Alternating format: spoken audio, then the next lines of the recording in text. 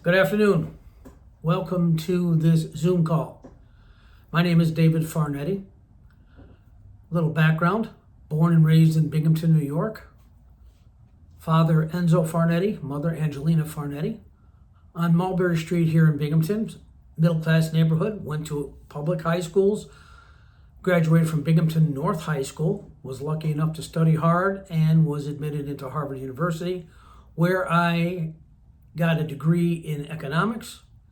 From there, I became a financial advisor, one of the youngest ever hired, as a matter of fact. I was 22 years old at the time. Spent almost a decade in that industry, realized that I wanted to be in my own business, and bought a small little machine shop, and in 14 years turned it into a large contract manufacturing facility with 65 employees. Sold that business, was very happy that I made that transition, and realized that I wanted to move into a different direction, which would be information technology. Started out as a director of sales at a small firm in New Jersey, and moved fairly quickly up the ladder from one small firm to a little larger firm, a firm called StarPoint Solutions, which was about 130 million in business. And then from there, I was picked up by Computer Sciences Corporation, which is now under a different name that merged with Hewlett Packard. By the time I joined Computer Sciences Corporation, it was $17 billion with 93,000 employees. I was a global account executive there for 6 years. Had the P&L responsibility for DuPont and also for Dun & Bradstreet, where at Dun & Bradstreet, I was the sole account executive and moved the chains from gross revenues of 68 million to 84 million in 8 months. Decided then that being in big business and being in a large corporate environment was no longer for me, so I moved on and started a restaurant, which was very interesting. Did it with my son, and in a few years' time realized that the restaurant business was a business that was not making me any money. So moved on from there and began the process of starting a nanotechnology firm, which had to do with OSHA requirements for floors with regards to slip and fall, the legal industry, and ended up morphing that into an industrial cleaning business where I just sold it, and have now brought myself back to what I've been doing all along throughout all this time, and that's sales consulting. Now, we all know the title of this particular Zoom call is Do This One Thing, and one of life's largest problems will be solved. So let's get into that now. What's that one thing? Let's figure out a way to make you financially independent. Doesn't matter where you're from, doesn't matter who you are. Do this one thing, it will happen. What's that one thing? Start an account, either with E-Trade or a Roth IRA, depending upon your age and depending upon the state, and contributing money into that account each and every month without fail. When you do that, you'll be amazed at what that's going to do for you down the road. And we're going to get into that in a minute. I pulled up some numbers from the web, Standard & Poor's 500 over the last 30 years, the average rate of returns in good and bad times, and what it would bring you with specific investments. And we'll go over that in a few minutes. But right now I want to talk about what it's like to start out and do this. First of all, some of you out there have been fortunate enough to have parents who either started a fund for you or are wealthy enough to help you with a Roth IRA plan. Some folks aren't quite as lucky. They may have a mother and a father who are getting by and keeping you happy and healthy and keeping you in food, but that's about it. Others, as we all know, 40% of this country is single parent families, and it's a struggle. It's a struggle to make ends meet. It's a struggle for parents just to get food on the table. We're going to go beyond all that, because we're going to talk to you as the individual. In New York State, the age of majority is 18 years of age. So most high school students turn 18 years of age their senior year. Also, most students have a part-time job. And if you don't have a part-time job, get one. Period. Full stop. Why? Because that will make you start this process of putting money away and making it happen for yourself down the road. We're going to go over specific numbers with regards to how much you can put in. I'm going to keep these numbers so anyone, no matter what you do, part-time, full-time, can afford this.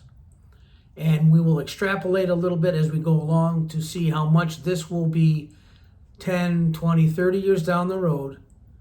You will be amazed at how much money you will accumulate.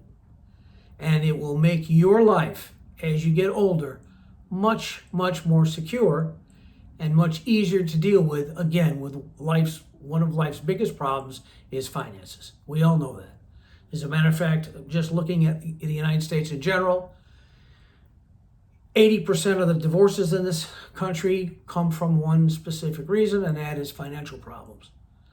Financial problems are the bane of existence for many Americans, and we can solve that problem. Not everyone is class valedictorian. There's only one.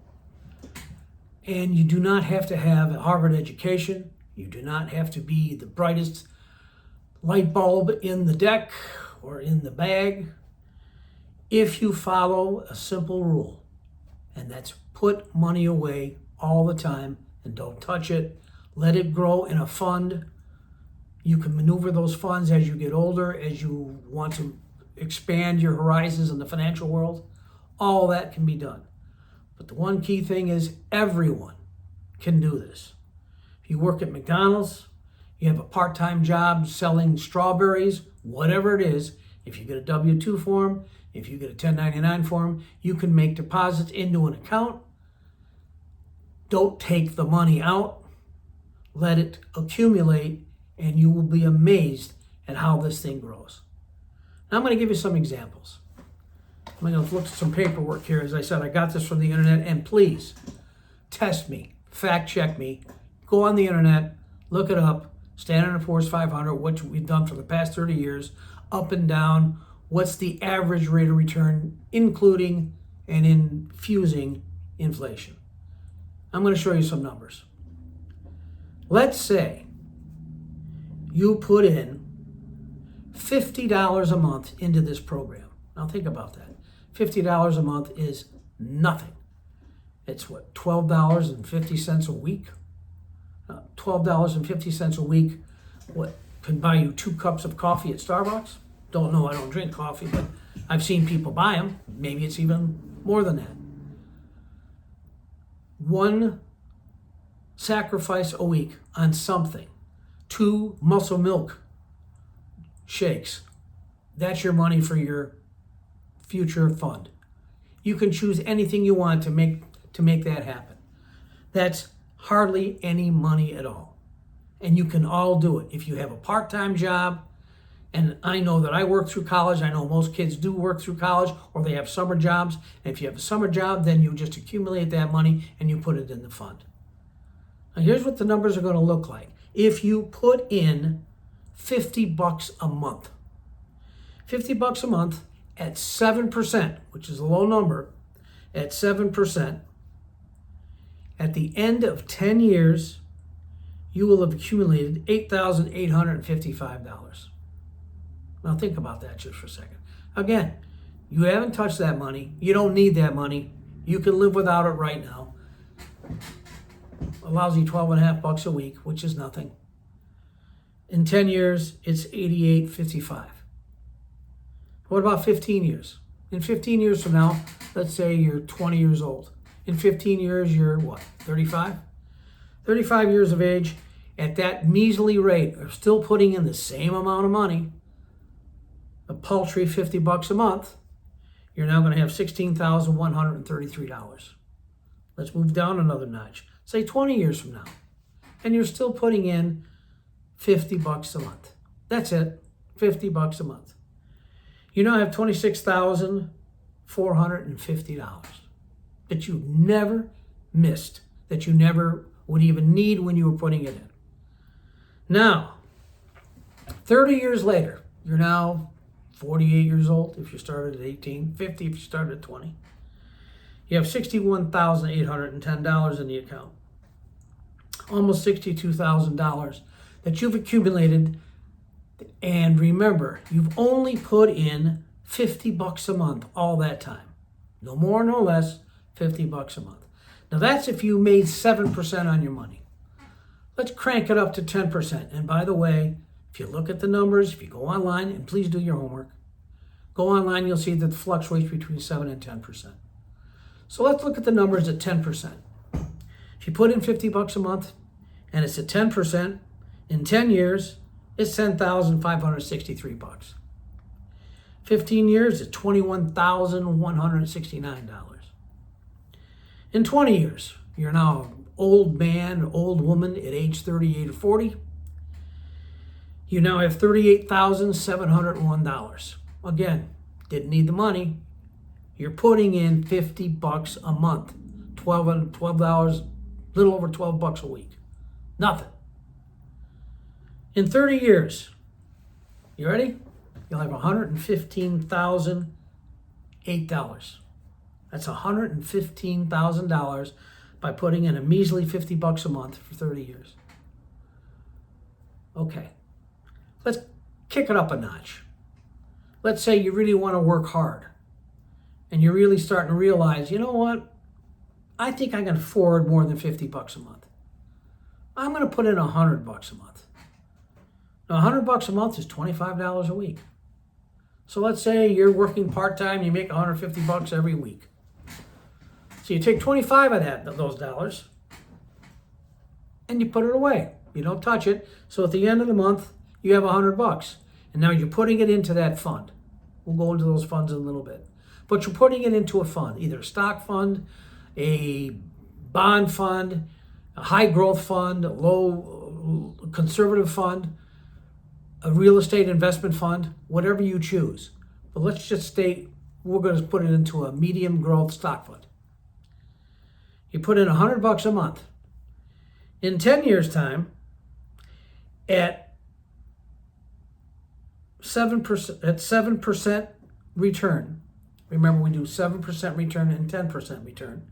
That's the fluctuation. Go to the Standard & Poor's and look. At 7% return, in 10 years' time, you'll have $17,509. 15 years, you'll have $31,981.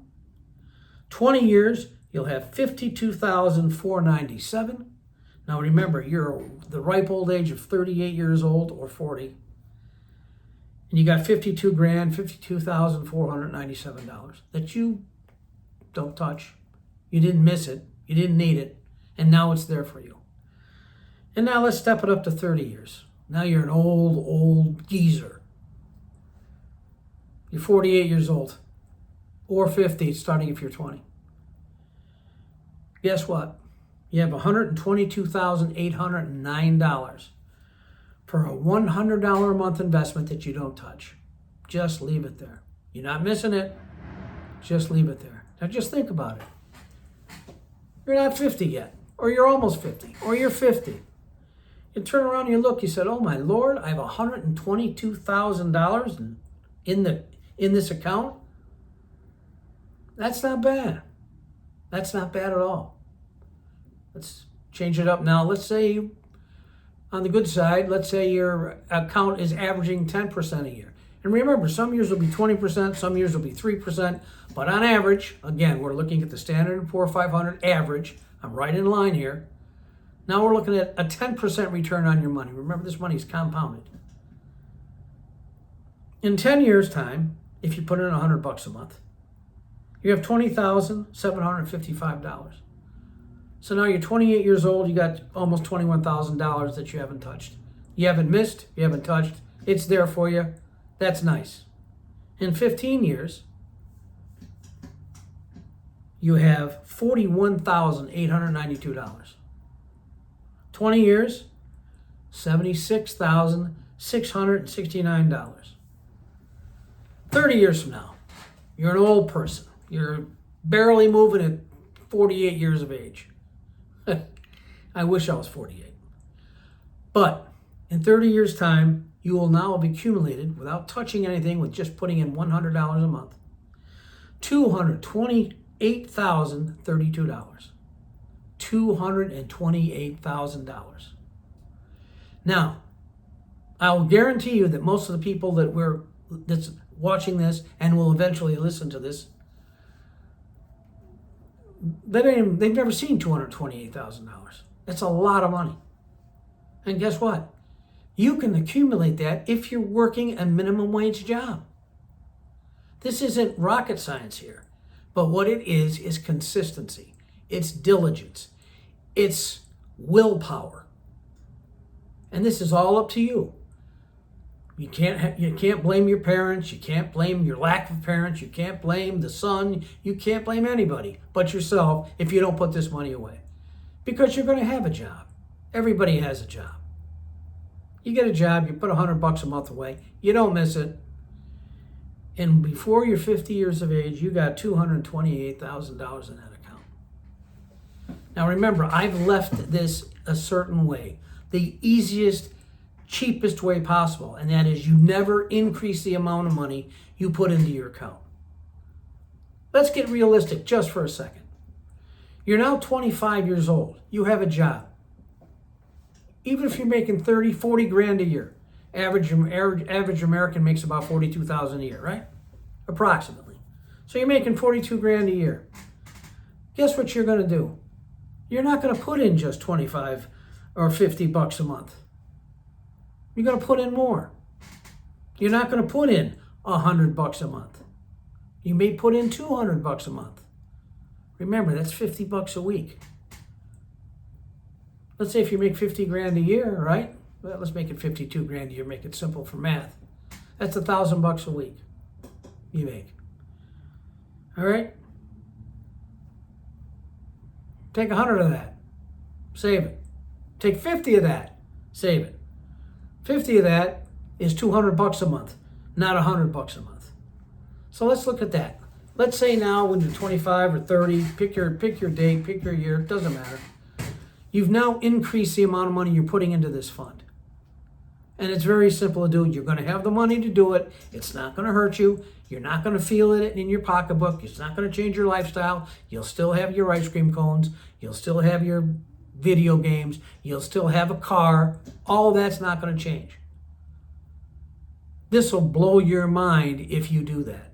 Because if you increase the amount of money, and most people will if they stick with the program, from the paltry sums that I've talked about, from 50 bucks a month or 100 bucks a month, and you raise it, let's just say you double it, you're going to more than double, way more than double those numbers I gave you.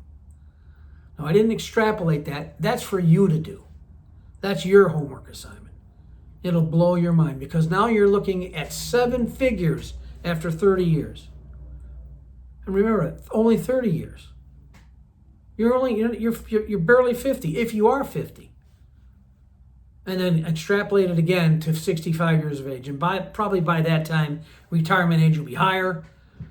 You're going to have an awful lot of money that it didn't matter that you weren't valedictorian.